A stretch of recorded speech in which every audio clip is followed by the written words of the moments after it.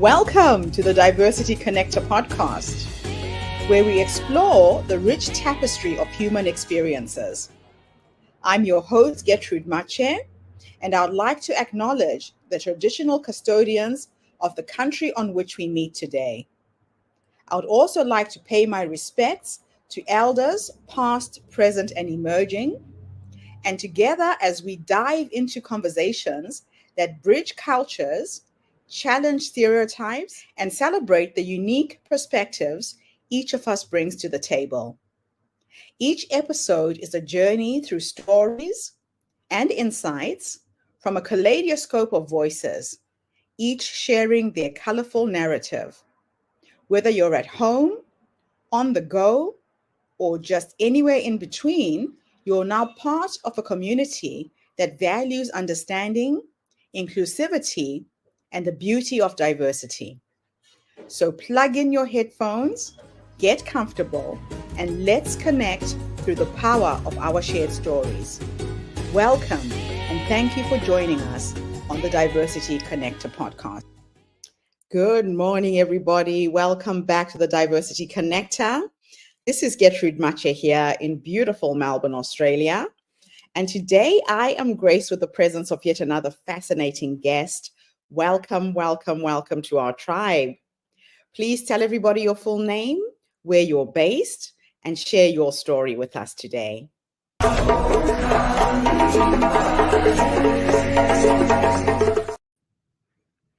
everybody, my name is Ty Smith. So I am a telecommunications professional. I am in United States, Las Vegas.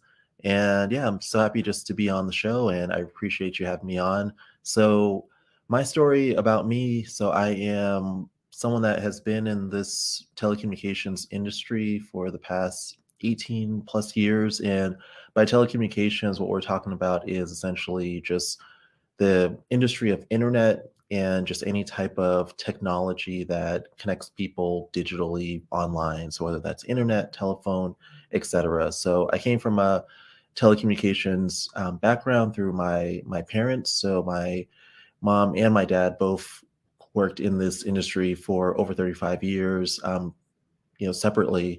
And they generally just worked in, I guess, frontline based positions. So my mom was a admin for executives, at a major company here in the U.S., and my dad was a installer for a lot of the major projects that happened in the Boston area. So my goal wasn't really to get into this industry. I actually kind of just ended up coming to telecommunications because I needed a job early on. But during this path, I mean, there were a lot of things that I truly loved about the industry in terms of just the impact that it has on people, the journey and the people that you meet along the way, especially coming through the way that I did, which was through the front lines. I started in the retail world, and I went into the call center after that. And then later on, I got into the management side of things, where I got to actually manage teams, and I got to actually, build up, people from when they were coming into the company into their roles. I got to be like a trainer. And then later on, I eventually got into more of the corporate side, where I was doing vendor management, managing relationships with different reseller vendors. And then I got into the commercial and enterprise side, where I started to manage vendors that were working on very high-end, like critical infrastructure projects, meaning like hospitals and, different types of warehouses and city projects and casinos and all different types of large, projects that were happening in the community. I recently launched my own company, so I actually stepped out to go independent and to now work on my own projects just as an independent telecommunications consultant. So now I essentially help. It's two parts to it. So I help businesses, most of that I already had relationships with getting services, but I also want to do another part, which was I wanted to create a pathway for other people to get into this industry. The telecommunications industry from a frontline level is very, very diverse, and almost too diverse, because most people of color typically work in frontline roles in the telecommunications industry, meaning that you're working in a frontline call center or you're an installer. When it comes to the other half of it, which is more of the entrepreneurial side, there's a lot of people that run their own resellers or they manage networks. That industry is not very diverse. And it's estimated that less than, at least in the USA, less than 1% of those companies are specifically African American owned. And there really isn't that big of a push currently in the media to really talk about this issue and to really have a plan of action. So me and my entrepreneurial journey that I'm on right now, I'm currently doing speaking engagements and just really trying to partner with other organizations to see if we can solve this issue and just bring a little more diversity, not just into the telecommunications industry, but into the entrepreneurial aspects of the telecommunications industry. So my main goal with this is ultimately, if more people knew that when you're looking into these types of careers, that it isn't just that you have to rely on a very large company to employ you. I mean, that's one pathway, but the other pathway is more deal on the consulting and reselling side. So what we mean by that is that most of these companies, and not just telecommunications, but when we're talking about cloud and when we're talking about software, when we're talking about cybersecurity, they all typically have a partnership model. And what that partnership model means is that if you have connections, relationships, of people that could potentially buy these services, there's typically always a pathway for you to sign up as a partner, reseller, referrer, just basically someone that can help that business get a customer. And this is generally under the umbrella of affiliate marketing. We're just talking about affiliate marketing under the tech space, specific to telecommunications, cloud, specific to just IT management, cybersecurity and software and just anything in that realm. So how this typically works is the easiest way to do it, there are distributors that are out there. There's anywhere from 5 to 10 different major distributors that people can sign up with for free. There's no cost. And once you have those relationships with those distributors and you're signed up, you can basically start reselling or referring or selling their entire stack of customers that they're partnered with. This isn't just a US thing, this is actually global. So there's companies that are in all of these countries. So all the different telecommunications providers are involved in this. So whether it's Telstra in Australia or Rogers in Canada, or whether it's Vodafone in Europe, or here in America, that could be Comcast or Verizon. And then there's also global companies that are involved, like Amazon, Cloud, AWS, or Microsoft, or Cisco. These are services that are sold around the world, but any of these services can be sold by anyone that wants to become a partner, and there's no cost. And when you're a partner and you're a reseller partner, you are an entrepreneur. You have your own company, and you're typically paid in one of two ways: either through residual income, whether that's a 10% residual income, 20% residual income. It can depend on what the actual company pays out, but that's what you would actually get paid on the deals that you help facilitate. And then on top of that, there's also a upfront income that some companies pay out, where if you facilitate a deal that is a certain monthly cost and is a certain amount of years, then that amount, they multiply those together, and that would be like your upfront payment that you would get for making that happen. So very similar to a lot of referral programs. We're just talking about this in a tech space, but this is very, very important because there aren't a lot of tech companies, global tech companies, that are owned by a person of color, specifically African American. And this is one of the easiest ways to build one. And this is one of my missions, is to definitely make sure that more people are aware of this. So if people have that entrepreneurial spirit and they love tech and telecommunications, but they just don't want to do it under a corporate environment or under a boss, they want to do it under their own brand, then it's definitely possible. There's plenty of people that are out there that are doing it. Just more information needs to go out there about this whole side of the industry. It's fascinating how you ended up in the same vocation as your parents. I would have to say there must have been really good role models for you to follow in their footsteps. So, can you share a personal experience or a pivotal moment that shaped your commitment to promoting diversity and inclusion within the tech and telecommunications industry?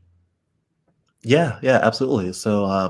So one of my roles was basically it's called a channel manager, but it's essentially a vendor manager. So you're managing vendors that resell very, very large entities services. So think of a hospital or a retail chain. They usually work with one IT vendor that sells them all of their software, their internet, their cybersecurity, everything. So there's a conference that all of these different vendors go to and all the vendor managers go to as well. And my first year in the role, I remember going to this conference and there's about 8,000 people. This is here in Las Vegas in one of the big conference areas.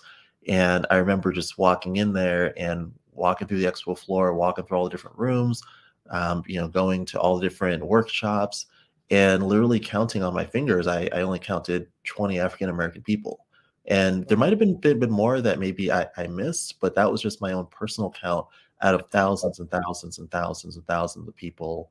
And, I decided to just start asking around just to see, just what are some of the metrics on this? What was this just an anomaly or is this just throughout the industry? I started doing research on other conferences that were very similar. And I found out that it's actually an industry-wide issue to the point that even Microsoft addressed it in 2020, where they said that of their resale partners, they came up with a stat, and it was over 68,000 of them were in the United States of their resellers currently, and only 324 of them were African American.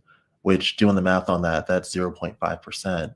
And I dug a little deeper and spoke to some Microsoft teammates that were on that program, and they even told me, just off the record that almost half of them aren't even active. So when it comes to active partners that are out there, it's a very, very small number, and this is just because a lot of people just don't know this lane exists. It's interesting because I used to be the system support manager for MTN. MTN was the largest telecommunications company in South Africa. And I remember being in a team, one, all white males, the only female. And it's an industry that has really been male and white dominated for a very long time.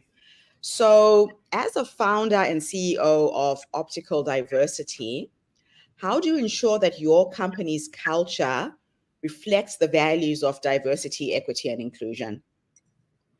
Yeah, definitely. So the main things that I'm really trying to do is really just make sure that the information is out there equally, to all people. So, the big thing about this industry is that when the entrepreneurial side started and a lot of these partnerships originated, they started in areas that weren't really that diverse.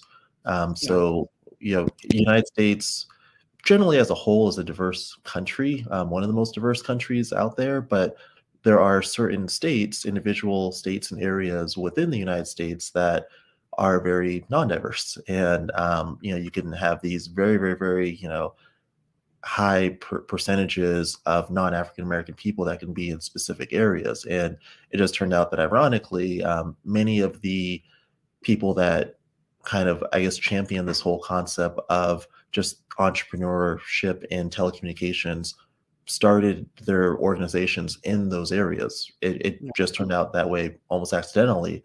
But that part isn't really the problem. The problem is just where the recruiting was done. Because once you start a IT distribution company and you're bringing on partners that you want to resell with you, you have the option to go and recruit and to tell people about your IT distribution company and to go and bring partners on board. Many of them just reached out to their current area that they were in. So if they were in a state that wasn't really diverse, they got many of their partners from that state. And sadly, the three largest of these IT distribution companies started in areas that are really some of the least diverse areas that are in the United States currently right now.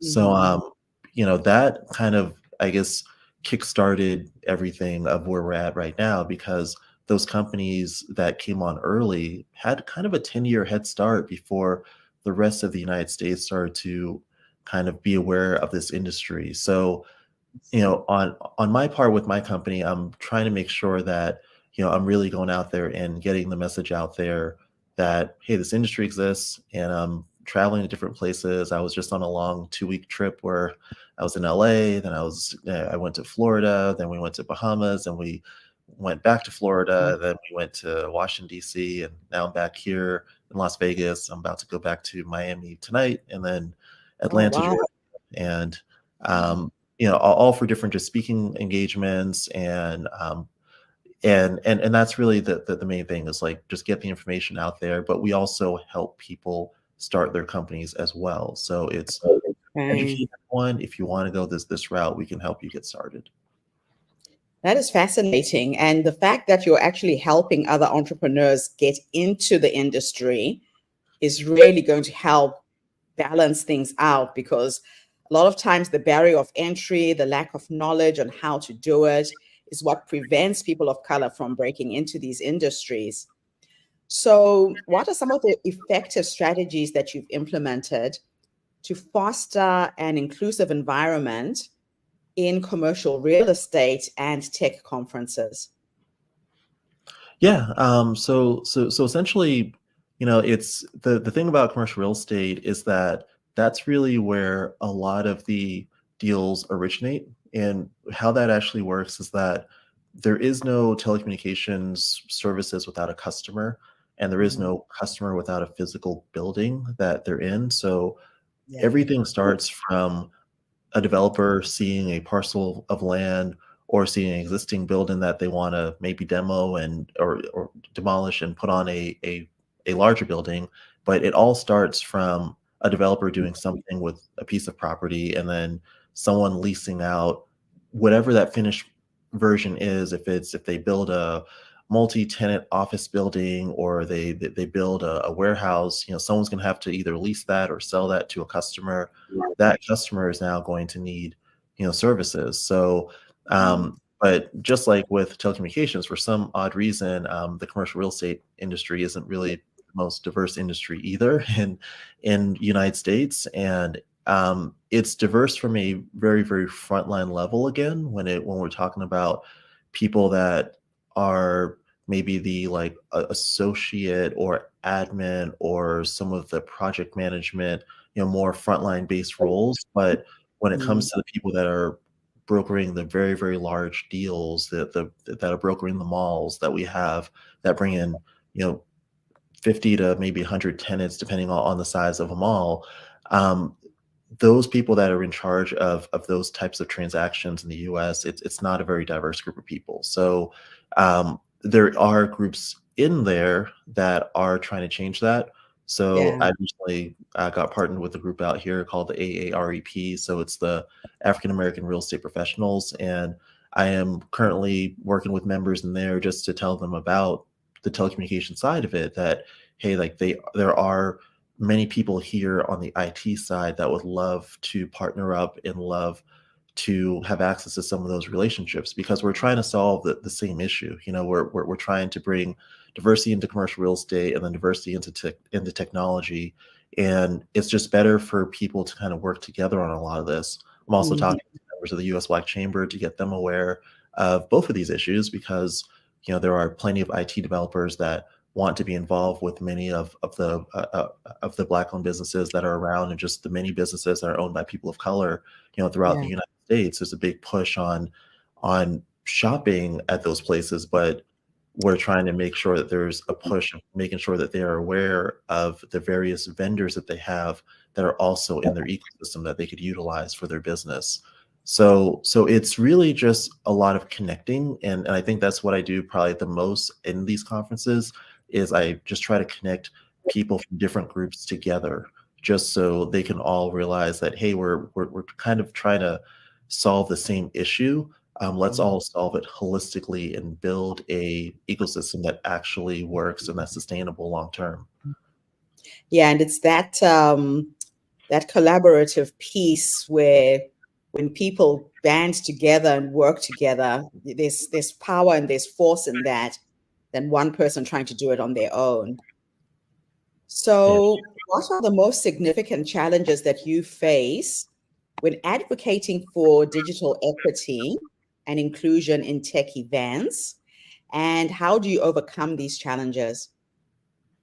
Yeah, I think that the big thing, especially when it comes to digital equity, is one, there's a lot more to the conversation that isn't really being had, and I think there's a lot of people that use digital equity for the point of like a talking point, whether it's like a political point versus like actually like going deep and understanding. Because when we talk about, for example, a common statement that you may hear is hey, there are people completely cut off from the internet. There is no internet in Mm. certain locations of the United States, and I think that statement is true, but there are people that can come and maybe counteract that and say, no, that is not true, because almost Right. everywhere in the United States has cell phone coverage. And where there's cell Yeah. phone coverage, there's internet coverage.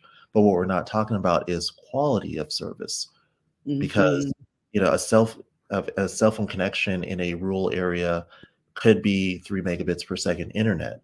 But if you Yeah. don't know the implications of 3 megabits per second internet, that sounded great 20 years ago, 15 years ago, that was considered fast or decent internet. Hmm. Nowadays, that isn't really enough for people or students that to finish their work online, because school kids are Yes. getting multimedia homework where they have to watch a video to solve their problems at home. And to watch a video, you need a certain internet speed. And your internet speed is also shared amongst the people that are using your internet. So let's say you are getting 3 megabits per second, but you have 5 people in the house and they're all Hmm. trying to use the internet at the same time, then they're not getting 3 megabits per second. That's going to be divided up amongst the people that are going to be there. So that internet is more going to feel like, 0.67 megabits per second or Yeah. 1 megabits per second for the people that are using it. So I think that's the first thing, is moving into to like deeper categories in digital equity, where it should be maybe digital equity quality of service. So Hmm. not just, hey, give everyone internet, because we can throw up satellite dishes all day all throughout the US and almost any country and provide internet almost anywhere. There's satellite companies that can hit the middle of the ocean with internet, and Yeah. we see it right now with cruise ships. That's how cruise ships are getting their internet. Um, Right. but there's a quality aspect that we have to address, that not all internet is the same, and we need equity in the quality of internet. And I think Mhm. that is a phrase that isn't said a lot. It should be said a lot, but Yeah. it isn't. So that's probably the biggest challenge. Is I think a lot of the fighting, the funding isn't really going to the right conversation, where we Right. should be talking about equity and quality, and in terms of, instead of just giving everyone internet, because that can mean a lot. It's interesting you should say that, because I lived in New Mexico and got to work out on the reservations of New Mexico quite a bit. And coming from New Zealand, I was under the perception that the United States is so well developed, doesn't matter where you go, there's access to internet everywhere. And there was a big difference with the people who lived near the casinos and those who lived in the more rural parts of New Mexico. The people near the casinos, there was fiber optics. It was just incredible how much power there was. But the people who lived on the other parts of the reservations, it was a completely different story. There wasn't even electricity, there wasn't running water. So for those of us who look at the US from the outside, we think that things are equal, but they really aren't, and access is a big thing. Yeah. So, how do you measure the impact of diversity and inclusion initiatives within your strategic partnerships and broader business practices? Yeah, so I think for me, the only metric that I'm looking at, there's a lot of metrics out there, and I can't look at all of them, and I don't think everyone should look at all of them. I think everyone should maybe stick to the metric that they're trying to solve. For me, the metric that I look at is the percentage of tech companies, specifically in the US, that are African American owned. And Right. there was a study that came out from Northeastern and CD Insights that said that number is less than 1%. So that was a recent study that was done towards the end of 2022, early 2023. So Mhm. that is really the benchmark that we have right now, and we have to increase that benchmark and get to hopefully double-digit number. So just for context for anyone watching internationally, the percentage of African Americans in the United States, is estimated between 13 to 15% right now. So having, 1% of our tech companies being African American owned, it's definitely detrimental, because essentially what it does is that it creates a situation where people don't really have particular role models in that world of, hey, my role model is going to be this person that started this tech company. Mhm. We don't have a Steve Jobs for the African American community that is being glorified at that level. Now we have some unicorn companies that are out there, such as Calendly is an African American owned company that is worth Oh, over $1 billion. We also have Worldwide Technology, which is one of the top Cisco partner resellers, Microsoft partner resellers. That company is worth well over $20 billion. Um, so there are some prominent companies, but it's hard to name more than five that are mhm. billion-dollar companies, and we're teetering between 3 and 5 right now in the United States, depending on the valuation system that you use. So we're at a point where that for me, I think if that metric is changed, and if we can kind of teach people early on that you have two paths into this tech industry. You have the path of Mhm. going into employment, or you have the path of doing it just like people do it in Northern California and Silicon Valley. You can come up with a great business plan. You can put it on a pitch deck. You can get that reviewed by various experts. You can now take that to angel investors, take that to eventually accelerators that are out there that will help you craft your business and give you your first initial investment, and then from there take it to the VCs for your Series A, and hopefully you get a Series B out of that. Like there is a pathway, and there's so much funding in the US right now with almost every major city where they have programs that you can actually go to for free and get information, insight on how to build a startup. But there's a Right. gap with getting these programs into just to schools, because when you're coming up and you're going to school, that's not something that's mandatory to learn when you're in ninth grade or to learn when you're in 10th grade. There's Yes. there's an issue where we're not incorporating these amazing groups that we have in almost every major city. We're not bringing these to the schools to talk about how someone at age 18 can build a thriving startup. So unless you're in an environment or an ecosystem where people around you are doing it, where you have a friend whose cousin, whose dad, whose sister or neighbor has done it, like how it is in certain areas of Silicon Valley right now, then if you're a kid that's far from Silicon Valley, you're not going to see that.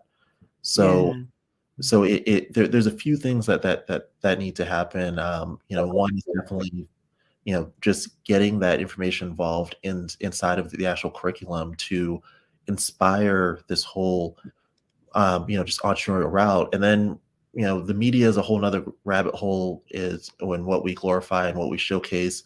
We don't Yeah. showcase entrepreneurship when it comes to tech companies on the media No. at all. We do a great job of showcasing CPG. There's a lot of great musicians and Mhm. entertainers here in the US that have sneaker companies, and they have clothing brands, and Yeah. they offer hair products, but we're not talking about tech companies. And that is a huge issue, especially as we go into AI, because we're moving to a point where AI companies are going to become exponentially powerful very, very soon. Yeah. And if we don't have our hands in the game to even do things like resell or refer AI software, it's going to be very, very difficult for us to get ahead. Yeah, AI is a big one. And really, like you're saying, if we don't get in there now, it's leapfrogging so fast. It's going to be hard to even catch up with where it's going. And it's those people who are jumping in now who are really going to leverage of the power of AI in building their businesses as well. So that brings me to my next question. what advice would you give to other leaders who are striving to break down these barriers and build a more inclusive environments in traditionally homogeneous industries? Yeah, so I would say one thing that I think we need to do more of is definitely, we talked about earlier, which is collaborate. So I think collaboration is key. So for example, here in the US, and it might be the same in other countries, but in almost any major city that you go to, there are nonprofits that look almost exactly the same. They might have different names, but Yes. they might Yeah. have very similar names potentially, but they all are nonprofits that are designed to help people that are either at-risk youth, or help kids from the inner city, or help urban youth, help people of color, et cetera, with getting into like a tech program, learning about career paths and tech skills, or just any type of just empowerment or skill development, workforce development, programs. There are so many in the US, but when you Mhm. talk to a lot of these founders and you go to these different cities, many of them don't know that each other exists, and many of Yeah. them have never even talked to each other. Like, I've literally walked into cities for the first time. I come to DC and telling someone about a nonprofit that looks very similar to their nonprofit that has an Yeah. office 4 blocks away. Like, that's a true story, And they so don't know each other. yeah. So if you have hundreds and hundreds of these nonprofits that are working in silos, and they're all fighting for the same fundings, not realizing that they're fighting against each other for Yeah. the same fundings, not realizing that they're getting no's in different aspects in these small rooms. It really can have a detrimental effect, because you're taking the power of all of these great leaders that are running all of these organizations. Many of them are run by all great people, but now you're like reducing that, and you're dividing that up. And instead of 200 plus people coming together to build a great movement to help reshape curriculum, to really help motivate our youth, to help change what's on the media, et cetera, you have all of them kind of working in very, very small silos, all Mm. fighting against a very, very large organization, or all, trying to influence, very, very large federal groups, or federal organizations. But they're all doing it by themselves. So, Yeah. so I think that the first step is really just that collaboration piece, is making sure that you are coming together, because I kind of see it like a big jigsaw puzzle. Like, I try to, Mhm. and basically, if you're trying to solve like a 1,000 piece jigsaw puzzle, like, it's very difficult to just work piece by piece. Like, I Yeah. like to just take the pieces that are similar and put them together. So now you have this group of pieces, this group of pieces, this group of pieces. Now your 1,000 piece jigsaw puzzle is now 50 pieces, 50 large pieces that you're now putting together, instead of 1,000 separate pieces. So essentially, I would definitely recommend that people connect and get together with other people that are doing the same things, because, not saying that you have to go and merge and your companies together, but you can still talk openly about funding and programs. And maybe someone knows about this government grant that this person didn't know about, or this funding source, or maybe this person knows this sponsor that has a really, really big budget. I mean, some of these organizations, I mean, we heard it during 2020, where organizations were coming out saying, hey, we have $100 million of funding that we're going to put out for DEI efforts. But who knows who that person actually is? There's a few nonprofits that do, but the rest Yeah. of them didn't. So if they didn't know who the nonprofit is that knows that contact, that has the person that has the power to write that check, then Check. now Yeah. it creates a difficult situation. So I would say collaborate is the main thing. First thing is to foster collaboration, and then mobilize after that. And also knowing that there is enough to go around. Unfortunately, a lot of businesses are competing against each other in the sense of scarcity and fear that there isn't enough. But the market is huge. There's enough to go around. And like you're saying, the power is in sharing resources and information. Yeah. So, how does your approach to fostering global partnerships help promote diversity and inclusion across cultures and business practices? Yeah. So I think definitely we have a huge opportunity to leverage, just resources in various different countries. Like for Sure. example, in the United States, there's estimated around 40 million, African American people. But a lot of us forget that in a country like Nigeria, there's 200 plus 200 million people that are there. So, Wow. there's 5 times more, African people than what you're going to find here in America. And a lot of times we limit our resources to just our country, and we don't realize that in all these different countries, I mean, there's equal and sometimes greater, just people from a knowledge perspective. I mean, like I've met so many different people in different countries that are just absolutely brilliant. I mean, when I talk to people in West Africa and I, here they have, multiple degrees, various degrees. Like I was speaking to someone the other day that they were a lawyer for a couple of years, then they were a doctor, and then they now do HR. It's like the amount of skills that people have, because in certain areas, certain countries, you're not going to have these distractions that exist in the United States and other countries in the Western world. So they have more times to focus in their culture. There might be greater importance on just reading and Education. studying and Yes. yeah. So I feel like there's a lot of knowledge and information that can be leveraged throughout these organizations. I just think that there needs to be just one understanding of the different cultures, because you know I I think there's a lot of aspects of these different areas that we just don't understand because we're not taught. Like I didn't learn anything coming up in school. I didn't learn anything about just any country in Africa really growing up, other than the fact that there was a continent called Africa, and there were a few different countries that had, certain things that were that were like certain different archaeological things, like such Right. as Egypt with the pyramids, or Victoria Falls. Like you learn about like these big landmarks, but you don't really learn about the individual countries themselves.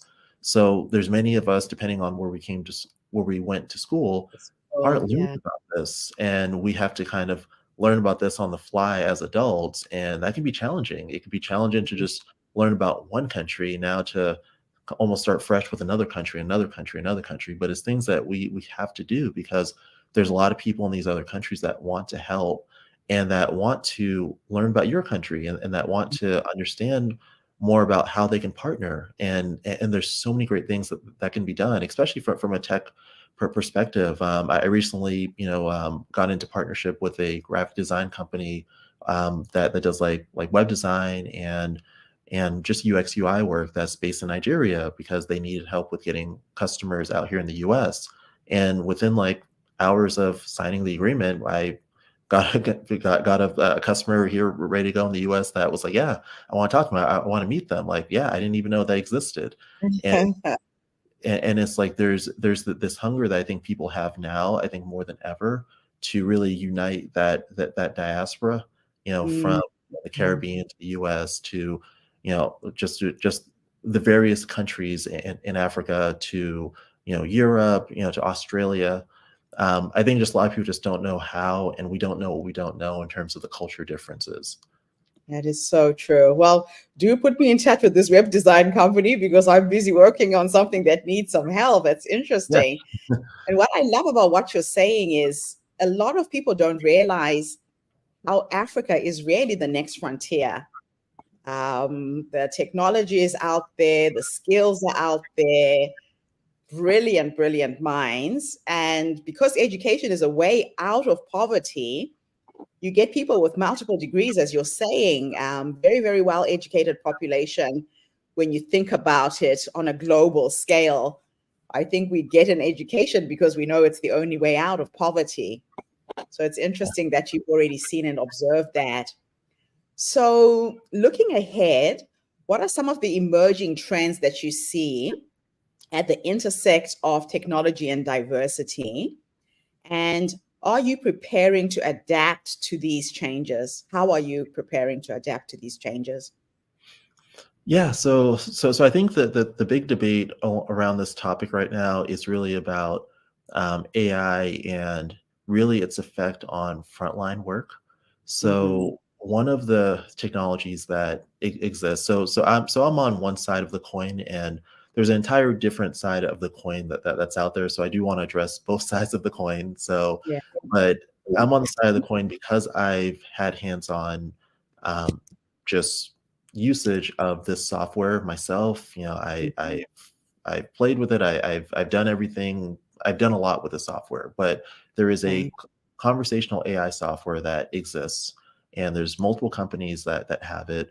And this conversational AI software, it allows people to have a full-on, rapid-fire, realistic conversation with an AI about almost anything. And it's not in a robotic way. I mean, this software, it coughs, it sneezes, it laughs, it tells jokes. It's Oh, as wow. realistic as it gets, and it can be used in so many different use cases. One of the biggest ones that it will be used in is just general customer support. So anything that you would find in a call center. So just whether it's billing questions or questions about, simple questions about products or services, or just any type of like maybe reservations, appointments, any of that are going to be the initial use cases. The reason why it's not being mass deployed currently right now is because there is a question currently on this concept of explainable AI, which explainable AI is really businesses wanting to know more about how AI is making their decisions, because Yeah. as AI starts making decisions, there's going to be liability aspects, and businesses don't want that liability to fall on them. They want to fall on the AI vendor. So Right. that issue is probably going to be solved in the next couple of years, once more Mm. regulation comes out regarding that particular issue. But Yeah. once that's resolved, the software is already built. It's already built. It's ready to go. There's so many different vendors that offer this software, and that's going to have a huge global impact because in technology, a lot of the frontline roles, if you look at where call centers are global call centers. It's generally Mm. frontline work in nations that are already struggling financially, in nations that are having potentially rapid inflation. So, if we're now outsourcing call centers that were already outsourced to those nations, and we're bringing them out of those nations, and we're now bringing them into the cloud and having AI now run that business, we're going to have Mm. millions of people out of a job over time, not overnight, but over a course of time. You're going to see this reduction of staff over and over again. Mm. That industry, that call center industry, it's to the point where so part of the business that I do, I have a call center side, or I guess BPO side is what they call it, where I'm talking and working with those call center founders, and many of them are saying, yeah, I mean, we are hedging our bet. Like, we have our call centers that are in, this country and that country, but we also are investing in this conversational AI software as well. So when Right. people are saying, hey, I don't want to pay, $5 an hour, $7 an hour for a call center rep that's overseas. I Mm-hmm. just want to pay, $1 an hour. I want to pay, pennies on the minute for a AI calling, bot. They Right. want it ready. And a lot of companies are mobilizing, but a lot of the people in the front line don't know this is happening. They're not talking about it. No one's talking to them about it.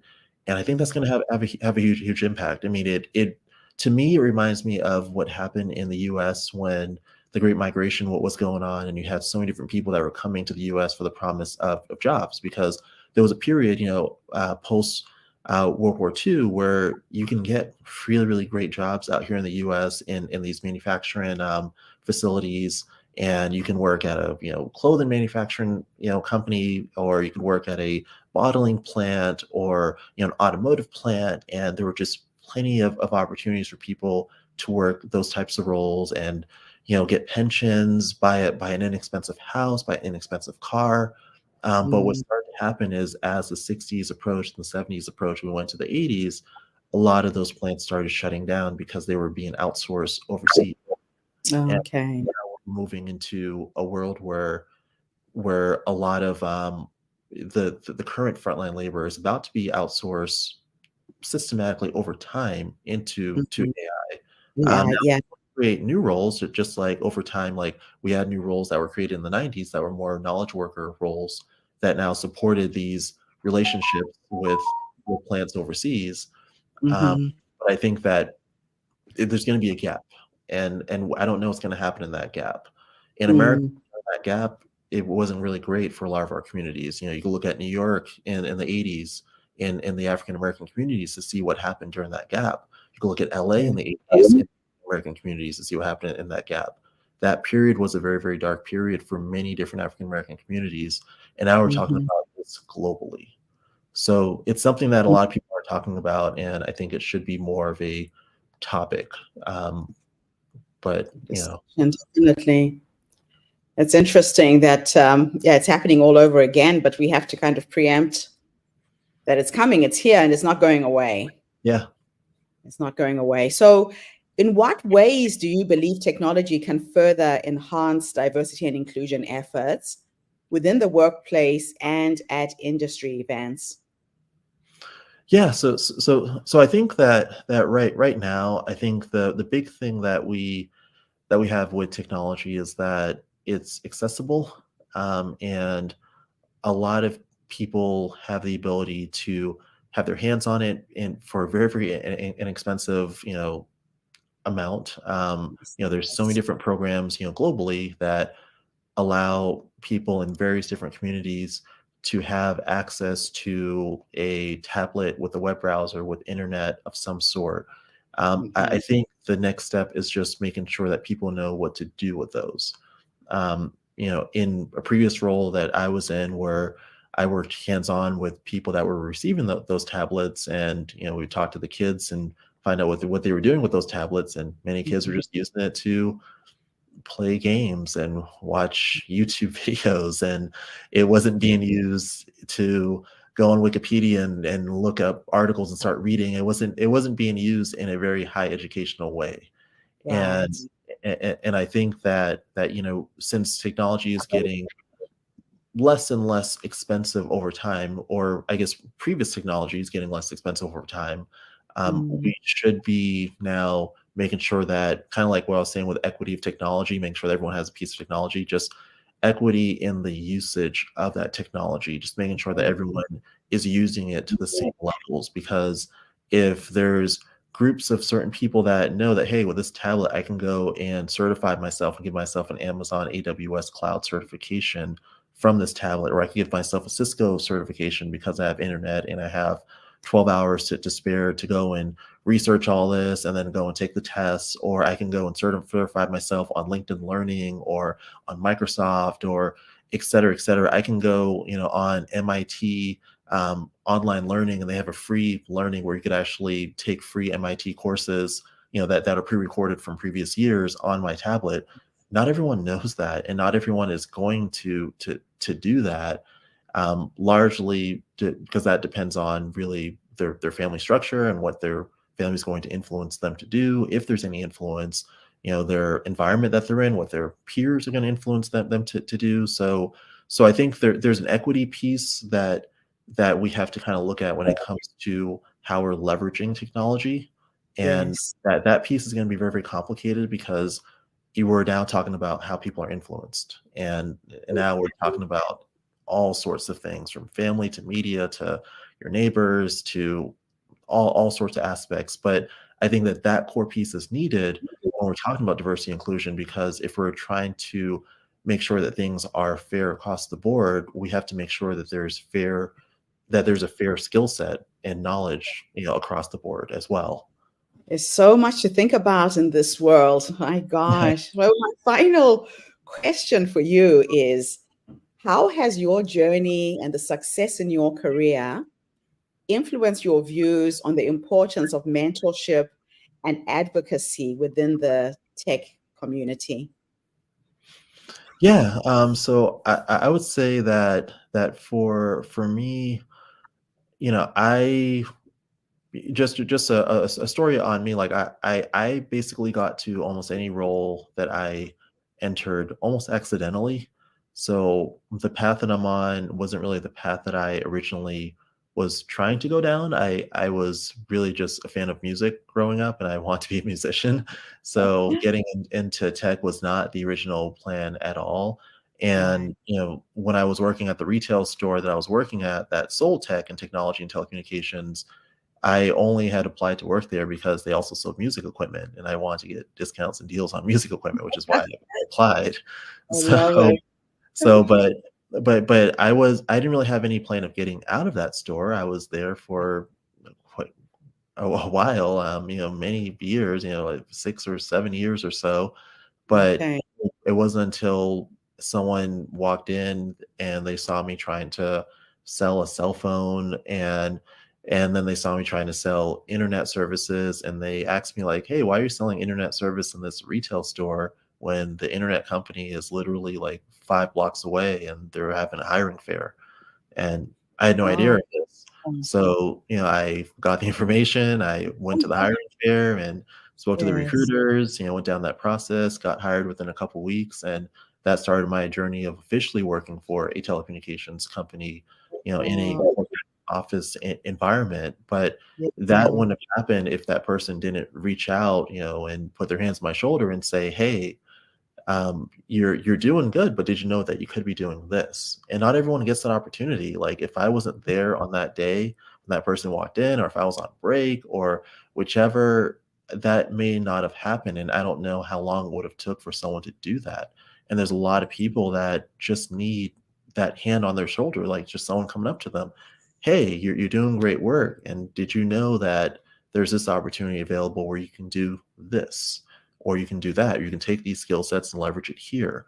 And a Yes. lot of people don't get that hand on the shoulder, but I think that it's really up to us that have gotten that to pay it forward, which is one thing that I've tried to do throughout my career, is to try to, reach out to people, whether I know them or not. There's a lot of people that can say, "Hey, like I was just on LinkedIn one day and Ty reached out to me and started talking to me, and all of a sudden he introduced me to this person, that person, and then I ended up getting a job out of it. I ended up getting this out of it. I got a speaking engagement out of it." So I I love try to do that as much as possible because I don't know.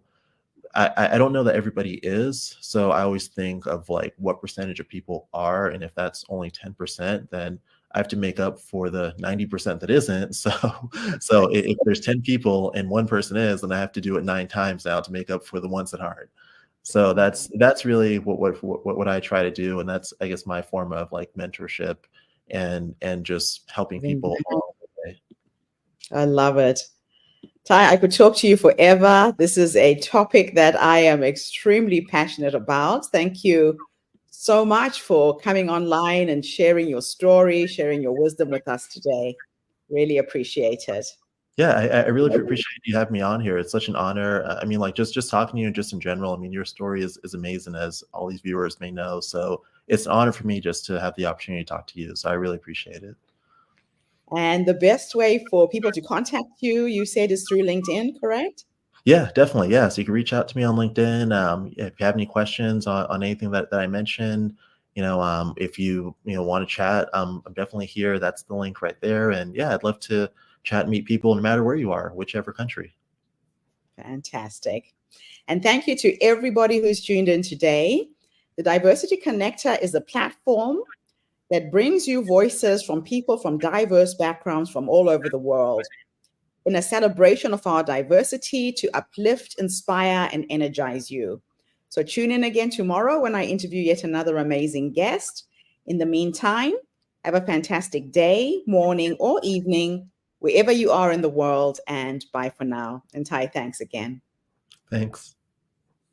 And that's a wrap, everybody, on today's episode of the Diversity Connector podcast. Thank you for tuning in and being part of our vibrant and global conversation. I'm your host, Gertrude Mache, and it's been an honor to share this space with you, where voices from all walks of life come together to weave a tapestry of diverse perspectives. Remember, every story you've heard today is a thread in the larger fabric of our shared humanity. So, as you step back into your world, carry these stories with you and let them inspire you to embrace and celebrate the rich diversity around us. Don't forget to subscribe, rate, and review our podcast to help us share these inspiring stories with more listeners. Do follow us on social media by looking for the Diversity Connector podcast for more updates. Until then, keep connecting, keep listening, and keep celebrating the beauty of diversity. This is the Diversity Connector podcast signing off. Stay curious, stay open, and